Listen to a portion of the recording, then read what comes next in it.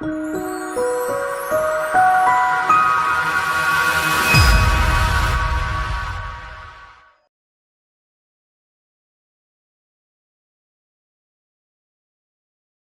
everyone, welcome back. This is John again from Allied Communications, here to show you how to configure user rights on the Avaya IP Office system.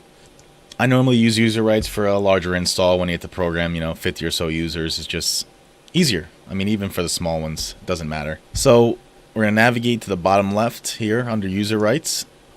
And depending on how many phones are on the system or how many types of phones, I usually label it that way.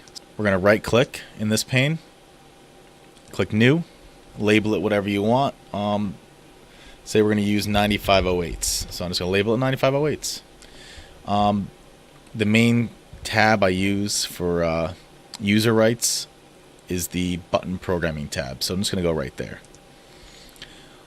First things first, as you can see, the button programming tab is not part of user rights. We want to change that to make this active. Apply to user rights value.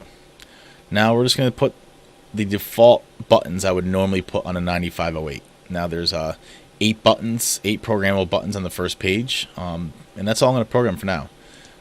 We'll go appearance A, which is your dial tone, appearance B, no dial tone, appearance C. Now that's going to start on the top left, go down on the 9508, then the bottom left hand button, button number 4, I usually add like a do not disturb button.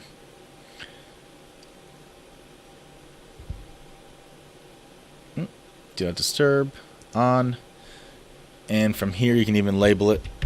I like to do a capitalized do not disturb. You can even label these guys if you wanted to. I leave them A, B, and C, it's just easier, and that's what it will show on the phone, A, B, and C.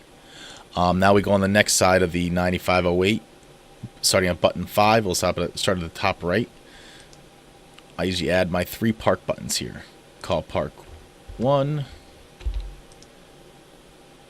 call park 2. For those of you who do not know what call park is, it's a global hold. Normally, if you're going to put a call on park, you can pick it up anywhere in the building. Anyone who has these programmed park buttons, or even a shortcut if you wanted. I normally just call them park 1 through 3.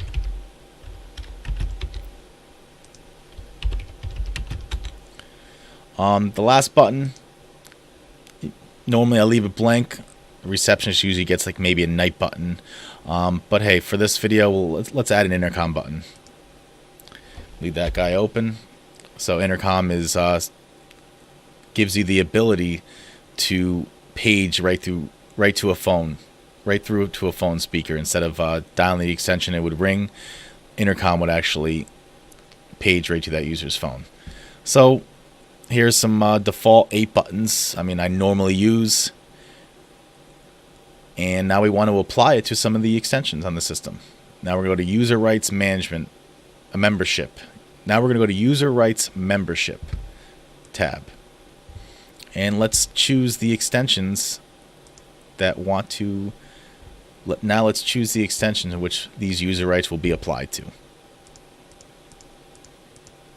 That's simple, just check them off. And I'll show you another way how to do that once we save this here at the bottom right. The other way to add this user right to a user is you go under the user itself, and we'll go to J. Jones right here. On the user tab, you're going to scroll down to the bottom, you'll see user rights. And we'll choose the working hour user rights.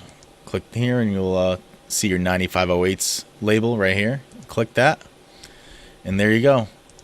The buttons that we configured on the user rights are here, and as you can see, they're locked, so they're controlled by user rights. Anytime you see a lock button, lock next to one of the buttons, it's controlled by the user rights. Bottom right again, click to save, and now to push this config to the system, and click OK. That's the basics to user rights. Thank you for watching. Please like my video and subscribe to my channel for more videos.